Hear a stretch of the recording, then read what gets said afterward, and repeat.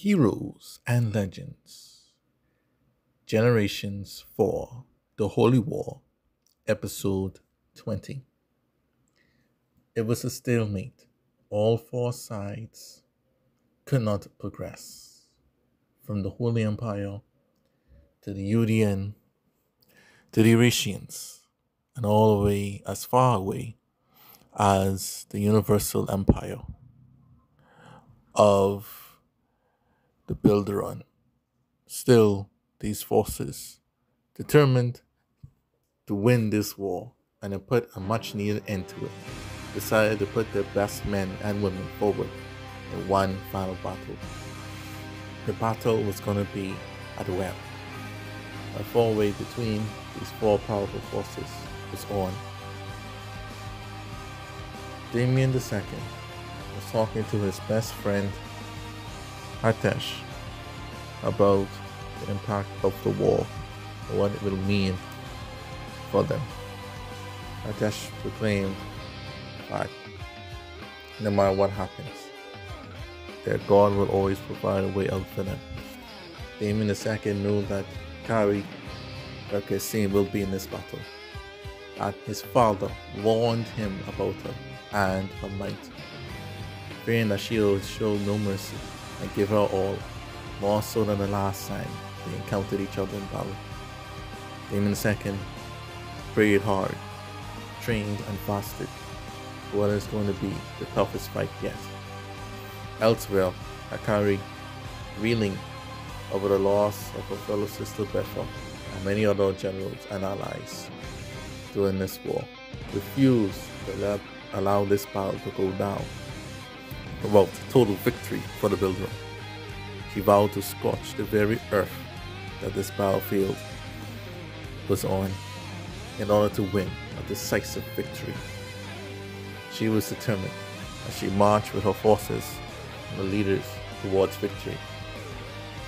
Omri, for his part, was very nonchalant about everything.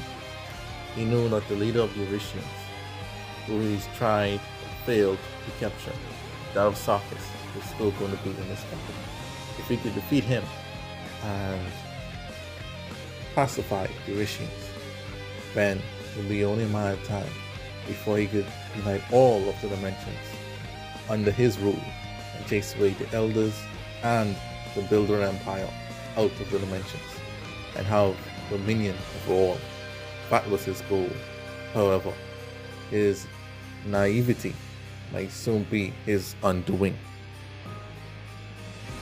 As for the Orisonnians, Sarkis did lead, along with the powerful forces, along with the top chef of Nuvi was by his side. However, the true leader of the Orisonnians was nowhere to be found in this battle. Was this battle beneath him? Did he not bother because Damien I was not in this battle? Where was the true leader of the Orisonnians? Where was he at in all of this? The battle consumed the land. All was at stake in this final epic battle.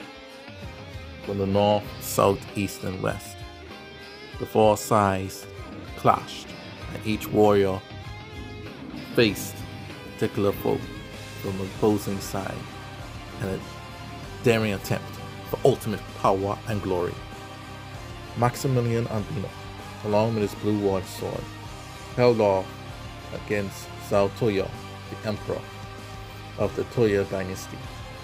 Maximilian vowed for vengeance for his cousin Virgil, who had died by one of Zhao's henchmen. Zhao used his fighting sword to beat back against Maximilian, who was indeed strong, and he was completely overcome and overwhelmed by the power of the Blue Ward sword. Elsewhere, J.C. Volt and Ace Nabaka were fighting each other. These forces were off against each other, each man not backing down.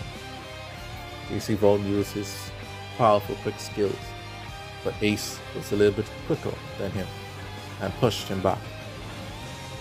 Elsewhere, Viceroy Marvin, who was in the main camp within the Billdaron Empire, was forced to go out and attack by his emperor. Reluctantly, this non-violent man began to charge. Elsewhere, Joshua Mara, the chief advisor of the elders, and the Emperor Damien II also took to the battlefield. Seeing that this was indeed the final battle, they had to sacrifice many people, including themselves, for this battle. These two advisors would duke it out in the field of battle, not only a battle of minds, but a battle of wit as well. Elsewhere, Newell was fighting Hognose, the brilliant and brave bodyguard of Omri, beat this freakishly half hog, half human man. And Hognose was charging up and down randomly, and Newell successfully dodged and began to use a lasso against Hognose to try to tame this untamed man beast. Elsewhere, Robert Super of the Risi, who sided with the Billdaron, was finally in the field of battle. This was his first battle since this war began, and he faced the mighty and impressive Wax Pond of the island's forces who had joined the Orisonnians. Robert was excited to finally face such a worthy opponent. Wax Pond did not know who Robert Super was. However, he knew that he was an enemy. That in itself was enough. Elsewhere, the two brilliant warriors, Clan of the Billdarons and Elinazar I, were fighting. These two brave warriors duked it out. One with axe spears and the other one with his sword tightly in his hands. These two warriors duked it out, and none seemed to be given an inch to the other one. Their duel was very impressive. Tribune was facing Lord Bahammuso, but he was a powerful heart man and powerhouse, and a lord of all electrical. Tribune knew that he had to stop this man before he caused damage to the other forces. Lord Bahammuso was very impressed to face a legend like Tribune. Now he could face someone who could give him the decent challenge that he always yearned for. Elsewhere, West, one of the lieutenants of the CG Insurance, was facing Yates, the leader of the Torg forces of the Orisonnians. This was determined to defeat Yates, as Yates was a much hated scoundrel, even within his own ranks. But Yates wanted to use this battle to prove his worth and defeat the enemy. Elsewhere, Yates' man and General Moore was fighting Adol Azul, the second bodyguard of Omri Monaco. Adol Azul was struggling against Moore, who was a more skilled fighter than Azul. Azul could only dodge his attacks, while Moore was rampaging across the battlefield. Elsewhere, the Empress of the Tuya, Empress Shiyu, was fighting against Yudasu of the Royals. The Empress used her superior martial arts to outwit, outdo, and to scare Yudasu into submission. Elsewhere, the niece of Robert Super, Alia Super, was fighting against Dorothy Zeppelin, the brave warrior of the Temple Scholastica forces. Alia Super, like her uncle, was fighting bravely, and Dorothy was stunned and shocked that a young girl like this be giving us such a hard time. Elsewhere, Iron Mike was fighting Heffy, who was fighting on his bicycle. Iron Mike then grabbed Heffy's bicycle and broke it in two, forcing Heffy to fight in hand-to-hand combat, which he was not that good of because he was a master of the bicycle jutsu. Elsewhere, the powerful Stan, the prime son of Shane and Laura, the successor of the Risi Ancestral, was fighting against Sapphira and a deadly blade, the deadly blade wielder of the Sun Insurance that joined the Orisonnians. Stanley was shocked to have this woman equally to him and his giant sword. He knew that this would be a good fight, Safara laughed at him and said, "Pretty boy, don't you not know that you need more than that thing to even put a dent in me?" Stanley caught on to her innuendos and just laughed and said, "What I have is way more than you can ever imagine handling. Come, show me your skills." Elsewhere, Pat of the Commonwealth from Bangkok was facing both Dean and Yun of Bidford. Pat was a strong man and very tall and skilled, and half Chaldean, so he could transform himself and use his maneuvers and abilities to beat back Dean and Yun. Their fight was truly an epic one. Elsewhere, Lashonda Rev was going to have a rematch against Nuvi, who had defeated her way back in the end of the Age of Chaos. Lashonda Rev saw that defeat. She saw that defeat as a fluke and was determined to use her prime powers as one of the top female fighters in all the universe to beat back Nuvi. Nuvi was stunned that Lashonda Rev was pushing her back as she saw defeat was near. Lashonda Rev smiled as she knew that her payback was coming. Juan and Chen, what can you say about these two? These great spearmen fought again, determined to fight to the very last, but this was indeed the final battle. Their battle was so intense that many on the other side of the forces that were fighting gave them room to fight, but they did not want to be caught in crossfire.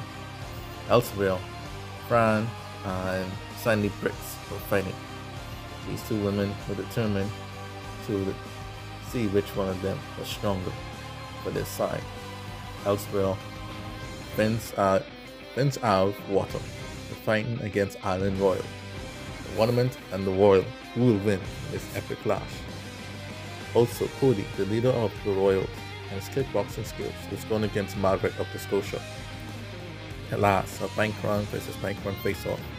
Maverick was determined to beat back the Royals and secure a victory for the Scotian as the superior Bankrun. Cody Royal scoffed at him and said that the Scotia are not superior to the Royals, and the Scotia betrayed the Royals' trust. But Maverick clapped back and said it was the Royals who betrayed their trust during their alliance during the Age of Chaos. The two of them not knowing that it was a ploy by the mannequins that split these two apart. Elsewhere, Portia, the shy one of the Sun Assurance, was facing Crystal of the Civic. Crystal told her to fight, but Portia knew her powers and did not want to kill Crystal because she did not know the stranger. Hold back. Crystal knew that Portia was holding back, but she didn't know why. She did not know that she was holding back for the sake of her life. Elsewhere, Balfour Lowe and Chris, the leaders of their respective forces, were fighting against Jenny Zen, who is the top bodyguard of the Toyo royal family. Her might was so strong that these two leaders could not face her by themselves, and so they needed to work together. Jenny was impressed by of her own skills, like two veteran leaders of their own armies had to work together to defeat her. It just goes to show you how strong the Orisonian forces are. Elsewhere, Nabu leader Makata,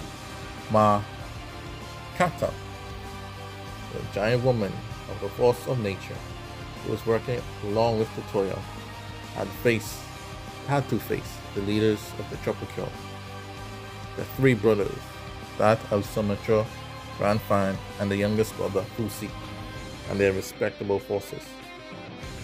Her, like Jenny, faced more than one person, but Nakata faced the most.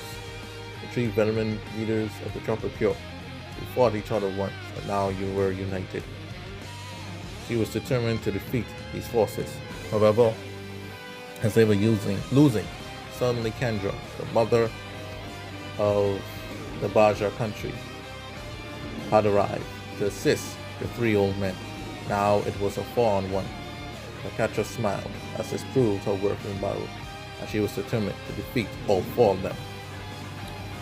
Elsewhere, we get the nitty-gritty of the matter.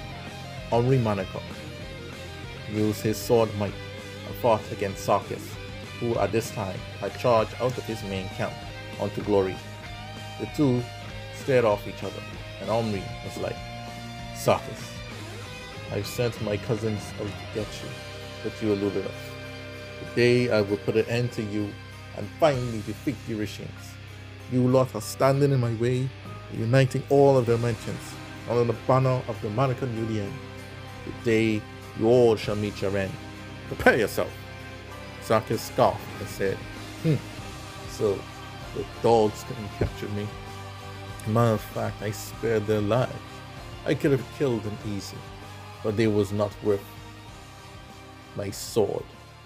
But you, on the other hand, are proving yourself worthy, tricking the entire empire into thinking that we killed someone that you did.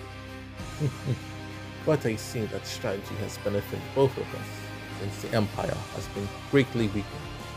I should thank you for that, by giving you a quick and painful death." Sarkis then charged.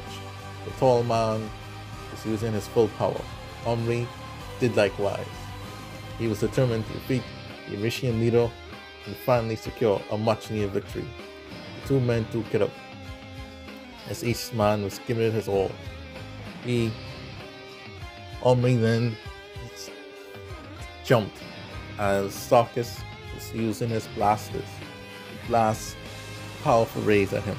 Omri then used his powerful sword and done a swing kick, and kicked Sarkis in the face. Sarkis then quickly got up and the two started clashing. They clashed so much until they was up in the air, and the two men, with a fearsome ferocity at how fast they were moving, seemed to be flying in the air, as though they have the ability to fly. And then they just punching each other left and right, crashing into mountains and hills, destroying the infrastructure. There are mountains, rock slides everywhere. Sarkis was actually giving it his all at full power. This was the first time anyone has ever caused him to reach his full power before. He was very impressed by the Manacor leader, and he knew that he had to end this battle quickly if he were to see his lord. However, Omri, determined and convinced that Sarkis was the true leader of the Orisonnian forces, knew that if he was able to defeat Sarkis, then the Union will propel themselves on the pinnacle of true might.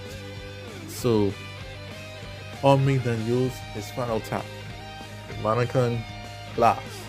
His sword grew dark purple and black, and he swung his sword high in the air, and a powerful energy beam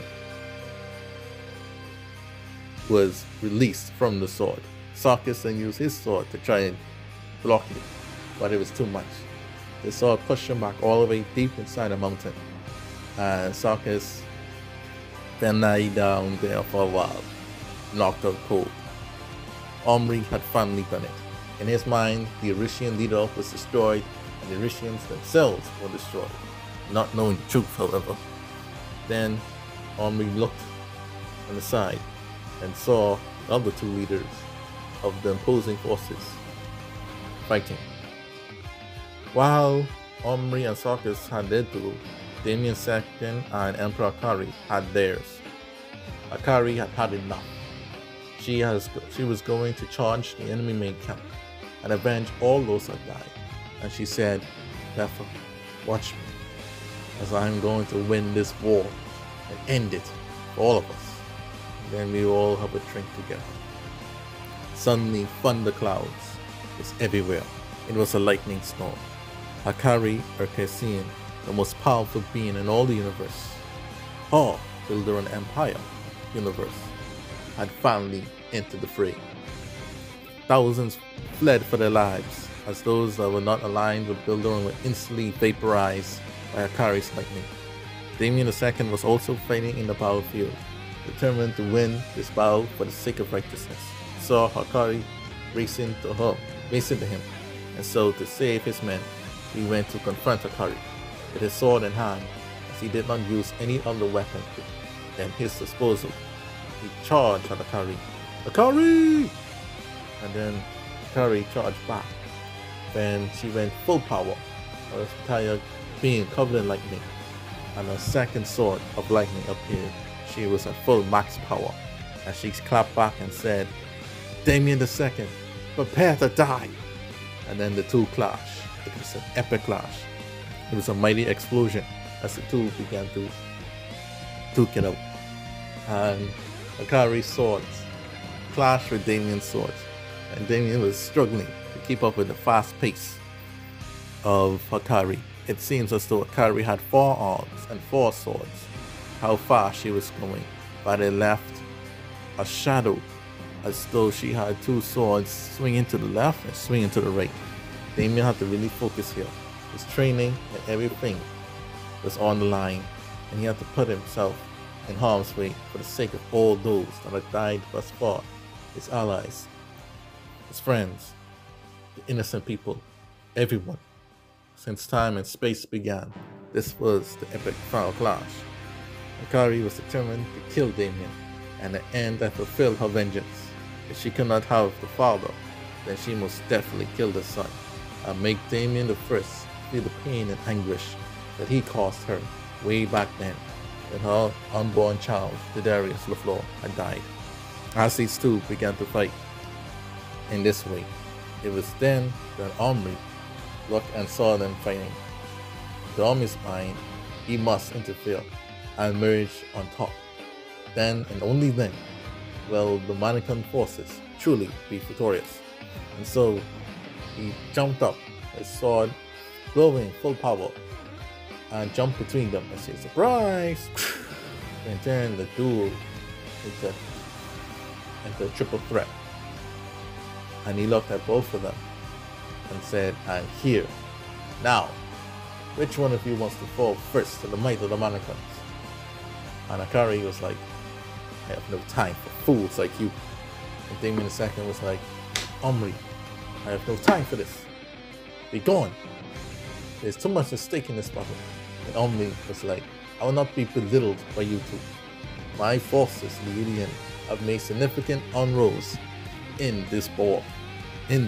And now I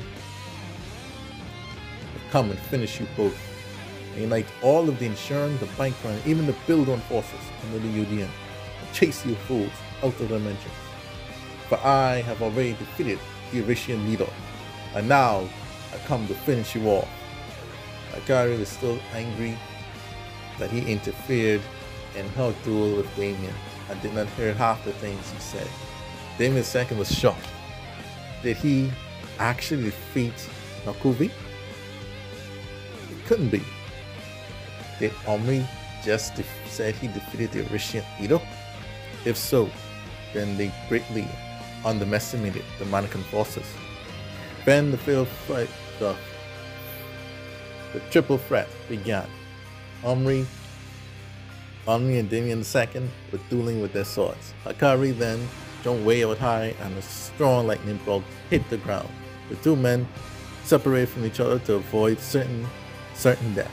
And then Akari was in the middle, and both her swords, one on the left was fighting Omri, and one on the right was fighting Damien. And she was fighting two of them, holding her own. And her quickness and her sword play made it an equal match for both men. And then she disappeared, and both men fight each other again. And she reappeared again behind Omri, but Omri saw it, and she hit Damien II, and Damien II was a little hurt. And then after that, Omri then tried to do a quick one on Akari, but Akari saw it, blocked it with a lightning sword, and a normal other sword she went to slash Omri, but he was saved by one of his bodyguards who had thrown a rock or something to block the attack. She was going to kill Newell for doing that, but Omri then used his sword and butted her in the head, which made her disoriented.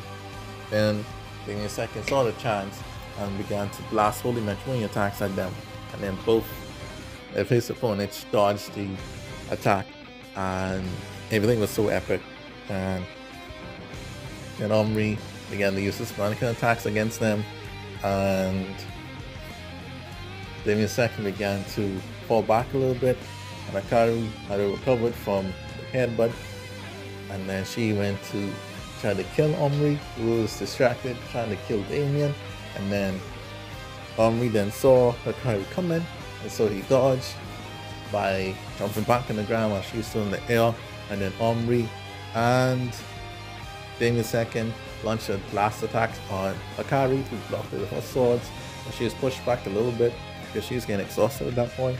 And then the two men started to clash with their swords, and flames started to appear everywhere as the lightning storm, trees, burning the trees down, and then rain started coming down. And then the three of them were back at it again, and everyone's sword was clashing against each other. It was truly an epic display of might and skill. However, as the battle was winding down, and whoever would just win this particular showdown between these three could possibly successfully win the Holy War. However, before victor could be named, suddenly the rain clouds disappeared, as though an unknown force of nature had dissipated them. Akari then felt a presence she had not felt since she fought Dark Damien in that castle all those years ago. Damien II knew that Omri was bluffing. Omri was stunned because he didn't know what was going on. And then suddenly Nakuvi had finally arrived. He had on a black leather suit and once measly random sword in hand. He did not have any armor, and so he was not ready to fight, but the power and aura that he presented was enough to slow down the entire battlefield and cause the three leaders that were fighting viciously to stop in their tracks. Akari was like, "It's you," pitching her hands and her swords. Then Omri was like, "Who the heck is that?" And then Damien II was like, "You're kidding me, right? You don't know he's the true leader of the Orisonnians?" And then Omri was stunned. What? Another man was the leader of the Orisonnians? Their intel was wrong. Clearly they did not know the enemy they faced. Omri was stunned because he did not know who this other man was. And then Omri then called on C to throw his sword so he could turn and possess the two dark gods of mankind and Sharon mankind power, because he was definitely what needed. Akari then went to attack Nakuvi first. But when she tried, Nakuvi just simply slapped Akari, which made her turn her back to normal, and then grabbed her by the hair and put a knee underneath her chin, knock her out cold. Next, now fully demonetized, Omri Manakon then charged at Nakuvi, vowing to end him quickly as he did with Sakis. Nakuvi then laughed and said, "You challenge the power of dead gods. Don't you know that it was I who forged them to give them their powers? How naive." And then Omri tried to slam down his swords from the air, while Nakuvi just grabbed both of the swords by one hand, bring the swords down, and did a roundhouse kick to Omri's face, knock him out cold. He was defeated. Then Damien II was the only one left standing, and so he used up the rest of his powers, his holy powers, into his sword and righteously charged against Nakuvi. Nakuvi was surprised and impressed by how far Damien II had come, and it was at this time that Nakuvi actually used his weapon and blocked the sword of Damien II. Nakuvi then laughed and said, "I've been most impressed with you, young man. You have come a long way. But however, you too are no match for me. How disappointing." And then he pushed Damien II away and punched him in the gut. That forced Damien II to drop his weapon and collapse to the ground.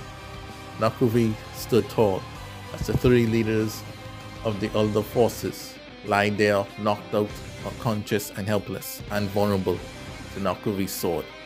Nakuvi vowed to end the war here and there by slaying all of them. Then suddenly, Damien the First had walked to the battlefield and called out, "Nakuvi, come, fight me fair and square. Fight someone who has not fought and is fresh. Come."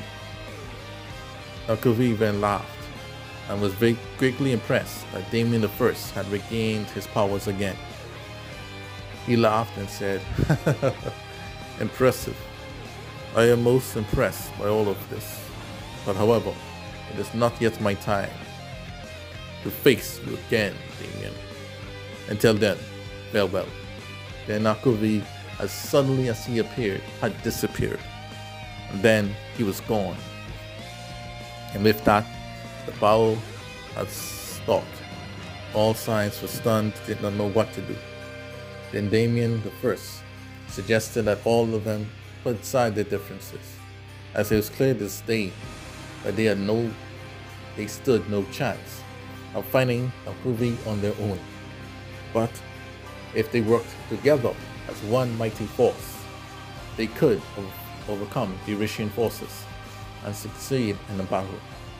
Hopefully, this suggested alliance might help to end the war and bring peace, or if this alliance was just out of convenience, so the Orisian threat could be removed and then they resume their hostilities towards each other. Then, for a brief time, peace could be restored. Hakari, getting up, heard Damien the First, and know that he was the freshest man there, and be certain death if she tried any move against him. Then ordered her forces across the dimensions and universe to halt all fighting with the elders and the UDN. Omri then did likewise and ordered his forces to stand down and not to fight. And Damien II was pleased to see his father as he struggled to get up. Damien I helped his son up, and the four leaders began to recuperate and gather up their troops. A meeting needed to be held in the Holy Land.